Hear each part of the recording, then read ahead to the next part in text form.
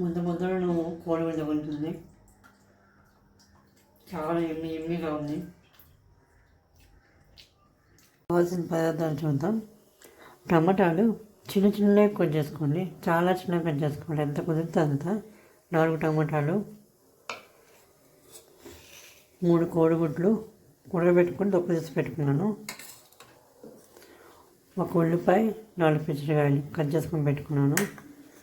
పసుపు, కారం, ఉప్పు, తినమాజ గింజలు, కరివేపాకు కారం. ఆయిల్ వేడెక్కింది. తాలింపు గింజలు వేద్దాం.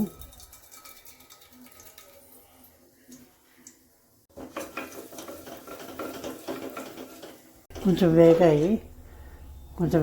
ఇప్పుడు పచ్చిమిరపకాయలు, ఉల్లిపాయ,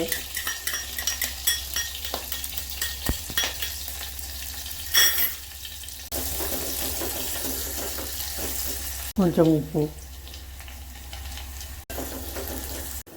ఉల్లిపాయలు ఉడికాయి కొంచెం. ఇప్పుడు టమాటాలు వేసుకుందాం.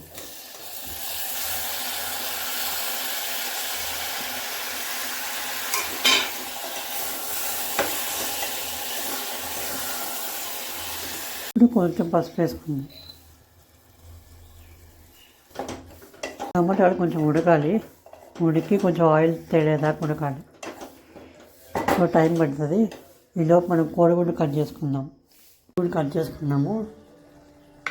ఇట్లా కట్ చేసి ఇట్లా చిన్న పీసులుగా కట్ చేసుకోవాలి. ఇలాగా మొత్తం 3 గుడ్లు కట్ చేసుకొని పెట్టుకుందాం. నీరంతా పోయి కొంచెం టమాటాలు మగ్గాయి, అది దగ్గరికి వచ్చాయి. ఇప్పుడు కొంచెం ఉప్పు,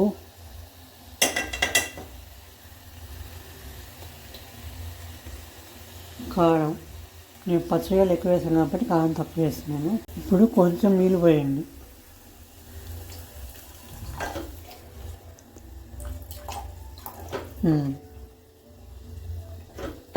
నీళ్ళంతా ఇరిగిపోయాయి. ఇప్పుడు కొంచెం కరివేపాకు కారం వేసుకోండి. ఇప్పుడు టమాటాలు అంతా ఉడికిపోయాయి, నీరంతా పోయింది.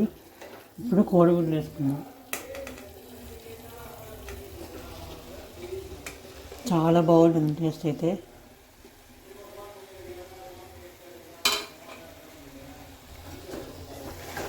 కలుపుకోవాలి మొత్తం బాగా. 2 నిమిషాల తర్వాత ఇట్లా గట్టిగా బాగా కలిసిపోద్ది కోడిగుడ్డు టమాటాలో. ఇప్పుడు ఆపేసుకొని సర్వింగ్ బౌల్లో తీసుకొని అన్నంలో వేసుకొని తినేసేయటమే. ఇదిగోండి, బౌల్లో మార్చి పెట్టాను కోడిగుడ్డు కూరను. చాలా బాగా వచ్చింది. ముక్కలో కోడిగుడ్డు తగులుతుంది. చాలా బాగా, కోడిగుడ్డు బాగా ఇష్టం ఉన్న వాళ్ళకి బాగా నచ్చుతుంది కూడా. మీరు కూడా చేసుకొని తినండి. చూడండి, ప్రతి స్పూన్లో కోడిగుడ్డు తగులుతుంది. మీరు కూడా చేసుకొని తినండి.